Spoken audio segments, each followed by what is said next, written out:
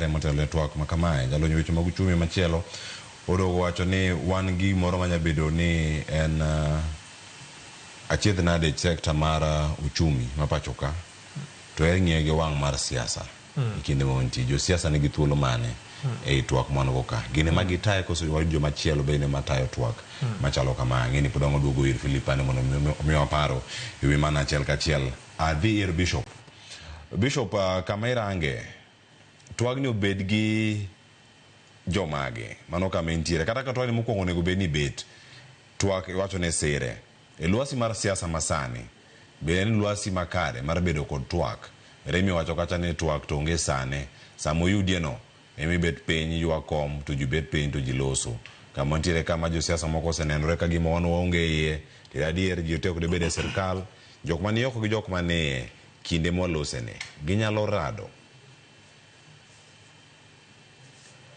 Klofas kinde ka kinde ji wuoyo ka nitiere ber kata ka nitiere rach.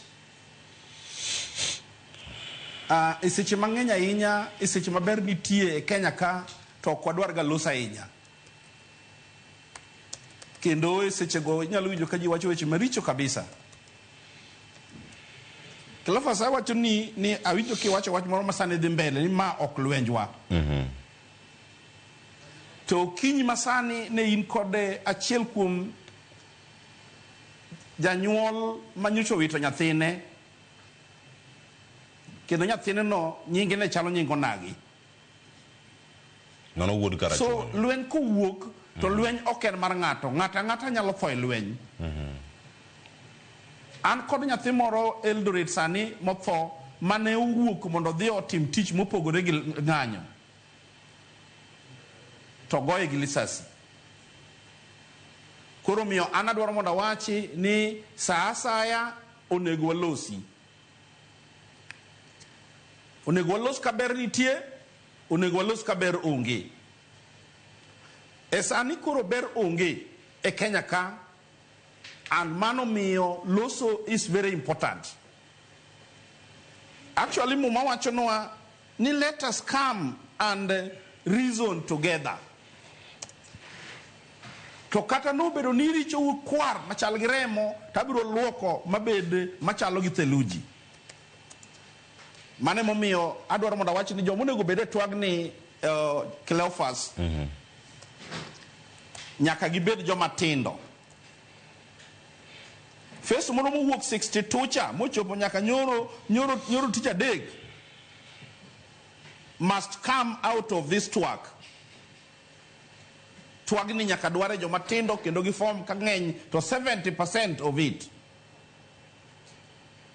To twagni adwaro mondo wachi Cleophas ni mondo bed kiko beda intergenerational kaka Raila luonge no.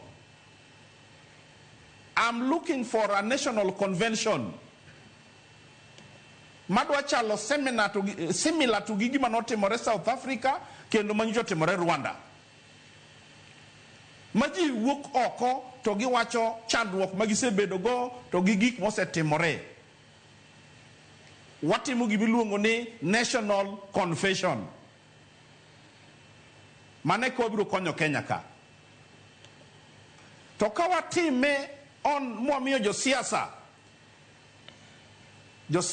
nigi dwarogi. Kendo josiasa ka wuoyo to wuoyo mondo the constituents gi mondo winje ni ochal nade. Kata ng'ama dwaro siasa ka wuoyo to temo mondo ji winje no support kanye.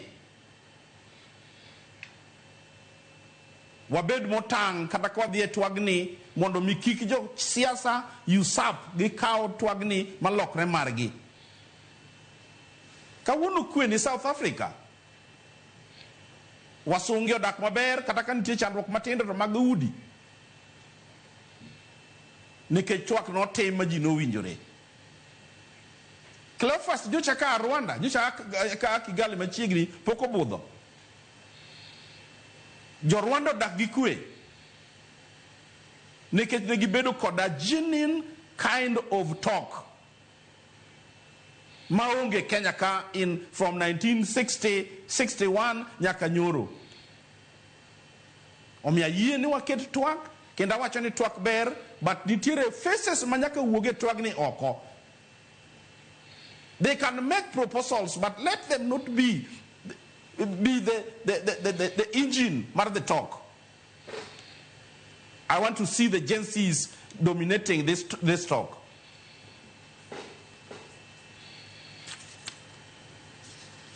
Erokamano ahinya. Iwacho ni obedo gi thuolo ma sudo kanye. Philip Pande.